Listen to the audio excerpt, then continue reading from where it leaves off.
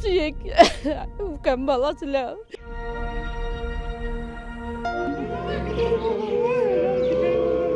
5 мартка караган түнү өзгөндөн Мырзары кайрындагы ушул жердеги турак үйдөн өрт чыгып, 4 жеткинчи каза болду. Кырсыкта алардын чоң энеси жана 16 жаштагы небереси гана аман калган. Окуя болгон учурда алар 2 башка бөлмөдө болгон экен. Кырсыкта каза болгон балдар 2-1 туугандык экени белгилүү болду. 8 жаштагы уулун атасы оштон жакын деле айылга эс алууга таштап кеткен экен. Калган 6-5 жаштагы 2 уул жана 3 жаштагы кыздын ата-энеси Орусияда иштеп жүргөн. Өрт жалган үйдө алар миграцияда жүрүп, жакын эле куруп бүтүшкөн экен. Sürekli mükemmel. Gece 6. pazar günü mükemmel gelip apama kavar alıp gideyim de balası taşlap gitken ekan. Şimdi yem olup kaldı. En küçük mükemmel Rusya'da olacak. Oğlum mükemmel 2 uul 2 kızı var. Aslında bu 2. klasta okuydu ele Orus mektepte. Mükemmel özü bankta işteydi ele. Gelinim үйдө эле, жаш баласы менен келиним деле эме кылат, иштейт эле. Жаш баласы менен үйдө эле. Küçük anısının 3 balası var эле. Кичип амин 3 баласы бар эле.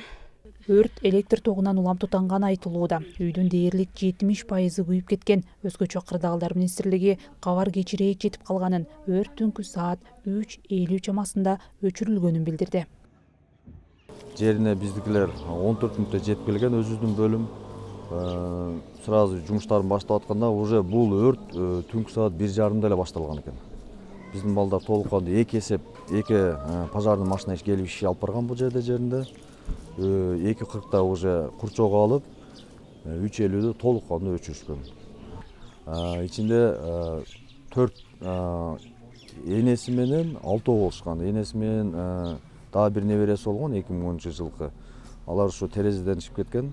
Калган 2018-20-21-жылкы 4 небереси наркокомдада башка бөлмөдө жашашкан. Ошол бөлмөдө булар уже каза болуп калган да.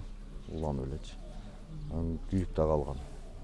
Судмедэксперттер ушу балдардын сөөгүн карап атышат, өздөрүнүн кызматтык ишин алып барып атышат. Анан эми бардык тиешелүү тармактар карап чыккандан кийин анан жыйынтыгын алып алып анан кийин бир неме беребиз да. Таянак беребиз. Турак жай ошо кепилдик баракчасын алган балган эмеспи. Башка шарттарын да карап анан жардам бергенге аракет кылабыз. Сөзсүз жардам бергенге аракет кылабыз. Бул окуядан кийин өзгөчө Кырдаалдар министри кайрылуу жасап, элди өрт коопсуздугун сактоого чакырды. Былтыр октябрда да Ош шаарында турак үйдөн өрт чыгып, 34 жаштагы келин 5 баласы менен каза болгон. Наргиза Нарбай кызы, Азаттык, Ош.